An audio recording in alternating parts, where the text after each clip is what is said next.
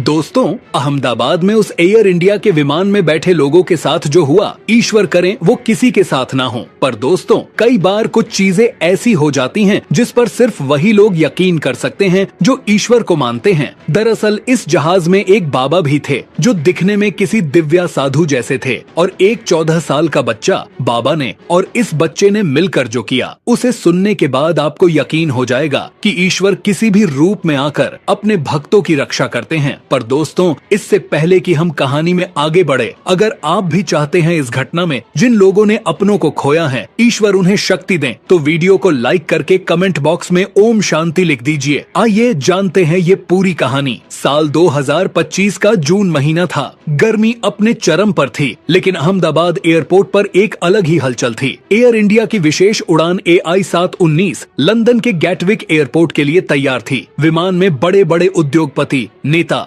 Doctor, कलाकार और विदेशी नागरिक सवार होने वाले थे। विमान का आकार और उसका आंतरिक साज सज्जा बाकी उड़ानों से कहीं ज्यादा विशेष था। यह एक चार्टर जैसी उड़ान थी जिसमें केवल आमंत्रित या विशेष दर्जे के यात्री ही यात्रा कर सकते थे। इसी बीच बोर्डिंग गेट के पास खड़ा एक व्यक्ति सबका ध्यान खींच रहा था। एक साधु। उसके शरीर पर केवल एक सफेद चादर, बदन पर भस्म, गले में रुद्राक्ष की कई मालाएं, सिर पर जटाएं और आंखों में अजीब सी गहराई थी। वह किसी से बात नहीं कर रहा था, पर उसकी उपस्थिति से ही वातावरण में सन्नाटा फैल रहा था। कुछ यात्री उसे देखकर हैरान थे, कुछ परेशान और कुछ खफा। ये कौन बाबा हैं जो बिजनेस क्लास में बैठेंगे? किसी ने कहा, शायद कोई फकीर जिसे किसी अमीर ने बुला लिया होगा। दूसरे ने अनुमान लगाया, लेकिन साधु ने किसी बात पर कोई प्रतिक्रिया नहीं दी। उसी समय बोर्डिंग के लिए लाइन में खड़ी थी पूजा, एक 35 वर्षीय महिला। सादा सलवार कुर्ता, माथे पर छोटी सी बिंदी और आंखों में गहराई। उसके साथ था उसका 14 साल का बेटा शंकर। शंकर दिखने में सामान्य बच्चों जैसा था, लेकिन उसकी आंखों में अजीब सी गंभीरता थी। बचपन से ही उसे विमानों में गहरी रुचि थी। वह न सिर्फ जहाजों को पहचानता था, बल्कि उनके टेक्निकल सिस्टम और कंट्रोल्स की भी पूरी जानकारी रखता था। यह सब उसने अपने दादाजी से सीखा था,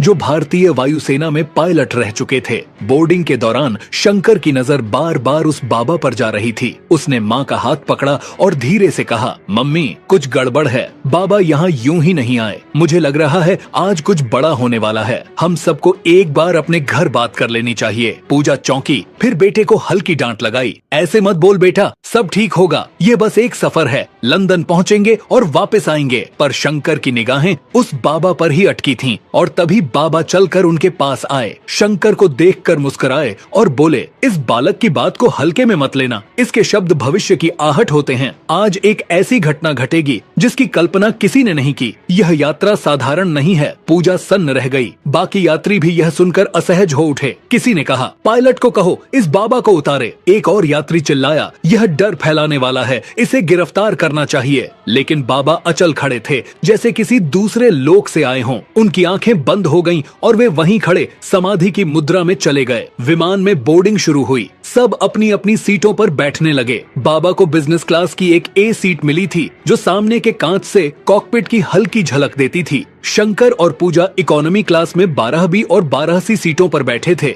लेकिन शंकर की नजर लगातार बाबा पर थी। विमान की टेक ऑफ घोषणा हुई। सभी यात्रियों ने अपनी बेल्ट बांधी, मोबाइल बंद किए और कुछ लोगों ने तो ऊंची आवाज में मंत्र भी पढ़ना शुरू कर दिया। शंकर ने माँ से फिर कहा, मम्मी, मेरी बात मानो। बाबा कोई साधारण नहीं है। मुझे उनसे कुछ जुड़ाव महसूस हो रहा है। पूजा ने इस बार बेटे को गंभीरता से देखा। शंकर का चेहरा सचमुच शांत लेकिन गंभीर था। तभी विमान ने रनवे पकड़ लिया और कुछ ही सेकंड में आकाश की ओर बढ़ चला। उसी समय कॉकपिट में एक हल्की सी गड़बड़ी दर्ज हुई। फ्लाइट ऑटो पायलट में 1 सेकंड की डगमगाहट आई। पायलटों ने नजरें मिलाई, लेकिन कुछ नहीं कहा। टेक ऑफ सफल रहा। 20 मिनट बाद जब विमान 32,000 फीट की ऊंचाई पर था, अजीब सी कंपन हुई। फिर अचानक लाइट्स एक बार बंद हुई और फिर ऑन। कॉकपिट से एक चेतावनी आई, हम थोड़ी तकनीकी समस्या का सामना कर रहे हैं, कृपया शांत रहें। लेकिन तनाव अब शुरू हो चुका था। शंकर ने तुरंत अपनी बेल्ट खोली और खड़ा हुआ। उसकी आंखें कॉकपिट की ओर थीं और वह बोला, मुझे वहां जाना है। कुछ तो है जो गलत हो रहा है। माँ ने रोका, लेकिन बाबा अब समाधि से बाहर आए और बोले, जाने दो, अब वक्त आ गया है। अब तक लोग सोच रहे थे कि ये बाबा और शंकर दोनों अलग अलग हैं, पर दरअसल ये एक ऐसा रहस्य था जिसे बाद में शंकर की मां ने मीडिया को बताया था कि कैसे जहाज में बैठा वो बाबा और शंकर के बीच पहले से ही कुछ न कुछ संबंध थे।